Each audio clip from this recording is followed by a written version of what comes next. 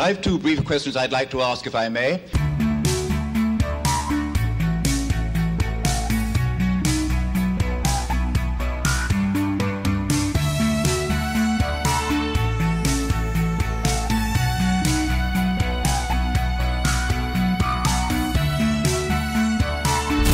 Welcome to Left Foot Media. My name is Brendan Malone and you're watching The Daily Question. Today's question of the day: does Screen Junkies actually understand online harassment? Now, the reason I'm asking that question is because a couple of days ago they posted a lengthy 45-minute panel discussion about the issue of online harassment. Now, the reason they posted that discussion was because of the mysterious radio silence that has suddenly befallen Kelly Marie Tran's Instagram account. Now, as far as I'm aware, we still don't know for certain why she has gone into radio silence mode on her Instagram account. One thing I do know is, just checking a couple of minutes ago, her Instagram account is still online. It's not deleted as some people are wrongly claiming. It's still there. You just can't see any of the content. And as far as I'm aware, as I said, we don't know why this has happened, but lots of people are speculating that this is because of online abuse and that she has suffered so much online abuse, or so the claim goes, that she's had to shut down her account. She's gone into radio silence mode. Now, if that's happened, that's really awful. It's not nice for someone to have experienced that level of abuse online, that they feel that they've got no other option but to retreat. The reason I've made this video, though, is because Dan Murrell, during that conversation, that panel discussion conversation, came out with this absolute cracker where he suggested that the least victimized people online are white males, and that's because the biggest perpetrators of online abuse are white males. And I remember thinking to myself, Dan, what are you talking about, man? You are smarter than this. Surely you know that that's an absurd comment to make. This is not about race. This is not about your biological sex. Online abuse is a human problem. It happens to lots of people, and it is perpetrated by lots of people, regardless of their race, regardless of their sex, regardless of their political affiliations. If you want to see progressives being just as nasty and vitriolic in their engagement with other people as you want to see perhaps people who are on the right of the spectrum, jump onto Twitter and have a look and see what goes on there. And pretty quickly you realise that this isn't about politics, this isn't about race, this isn't actually about gender at all. Instead, there is actually a real problem known as online disinhibition effect that any person who goes online to engage with other people can fall victim to, and very, very easily. And as the name suggests, online disinhibition effect, you get online and your regular inhibitions start to go out the window and you start to do and say things that you would never normally do or say in the real world, particularly if you were there face to face with a person or you could hear their voice in a telephone conversation. Why? Because when you can see a person, when you can hear a person, your basic empathy controls, your basic tact controls, your basic humane conversational controls, they actually kick in as they should do. Because if you're a person who has enough experience with human conversation, what you know is that when people start to exhibit certain signs and certain cues, you know that they are being affected in certain ways by what's being said to them. So if they start talking about an issue and they get a quiver in their voice, that's an indication that there's maybe fear or sadness, or they're a bit overwhelmed. Or if all of a sudden they start to get an angry look on their face, or they get a tear in their eye, or they start to look down, or they start to lie on the floor and rocking back and forth in the fetal position, sucking their thumb, you know you've gone too far. And those little cues tell you, hey, temper your conversation, control what you are saying and the way you say it to this person, unless you're some sort of psychopath and those controls aren't working as they should. Now, the problem is when you get online, you don't see a person. You see pixels, you see text on a screen, and so everyone,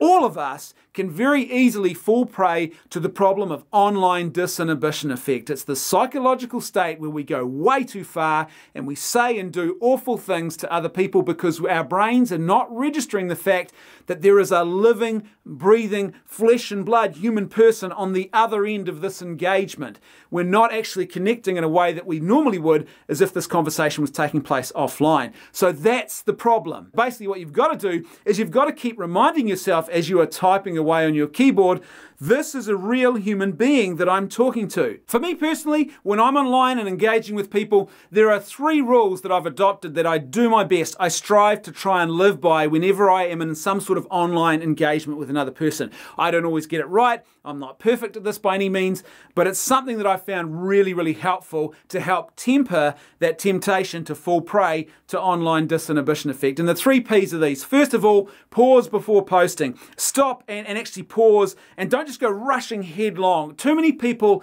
get online and they don't think, they don't stop, they don't pause. It's just 120 miles an hour. They get angry about something, and next minute they are just spewing out all sorts of vitriol. Secondly, is you need to ponder what you are posting online. You need to think about what you're posting. Don't just react. Don't just chuck stuff up online with no thought or no care in the world. Stop and actually ask yourself, what am I saying here? Do I need to actually be saying this? Is this contributing anything positive? The other thing I think is a really helpful question to ask yourself is, how would I feel if someone else, not me, posted this very comment that I'm about to post to a friend or a loved one, and I saw that comment? Would I look at this comment that I'm about to post online and would I say to myself, oh yeah, that's just a robust online discussion? Or would I look at this and would I say, hold on a minute, that's a really awful thing to say to another person? That question, really personalizing your dialogue in that way, can be a really helpful thing to do. And the last P, the last rule I'd say is this: do your best to try and post without pride.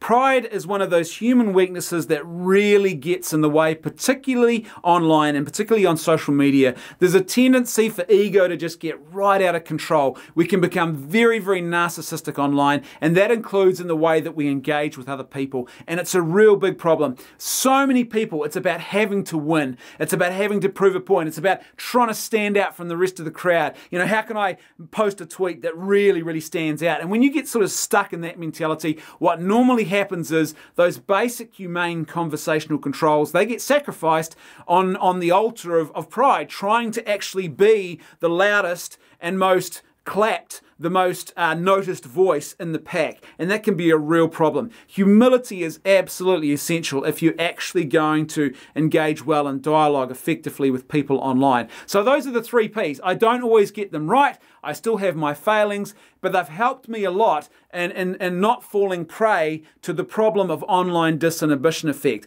Abuse affects all of us. If I was to do a poll here on this channel, I guarantee you that everyone who's got any sort of social media engagement, whether it's small or large, would tell you, yeah, at some point or other I have experienced online abuse or online harassment. Once you get more profile, and as your profile grows, the problem only gets worse. It's happened to me on this channel. I'm not even a very big channel, and it's happened to me on this channel. I discovered, was it last year, or might have been the year before, when I posted a review about the movie Zootopia. I've discovered that Zootopia fans can be some of the most abusive fans of any particular franchise, which is kind of ironic when you consider the focus and the topic of that particular movie. One of the common things I experience on this channel is abuse about my physical appearance. People seem hell-bent on pointing out the fact and using it as a point of insult that I have a mole on my forehead. It's like, guys, yeah, I know, I had it yesterday, I'm going to have it tomorrow. Big whoop. I don't understand why this is, all of a sudden people think this is a big point of insult. My haircut is another one that often comes in for all sorts of ridicule, basically from people who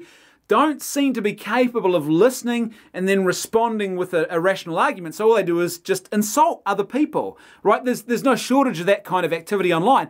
And the big reason for this, again, as I said, is because of online disinhibition effect. People get online and they do or say things that they would never normally do or say to your face because they think they will get away with it online. There is a sense of anonymity about online activity.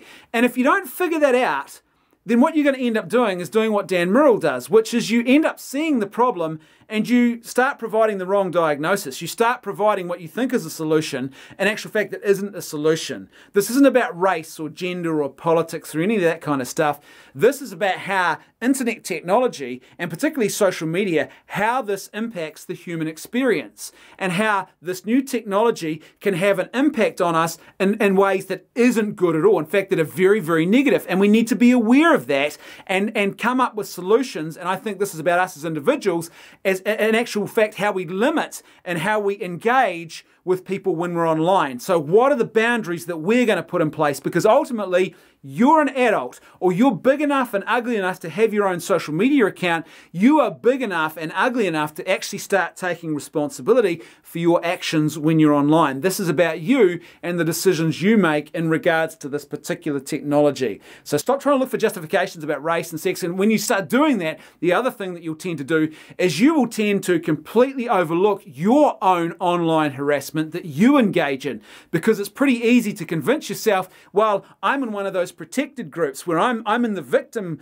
class here and I'm not in the oppressor class. And so what we tend to do is we tend to overlook our own faults if we start to view our lives through this very simplistic and unhelpful sort of victim mentality. The floor is now open. I'd love to hear your thoughts, so please let me know what you think in the comments section below.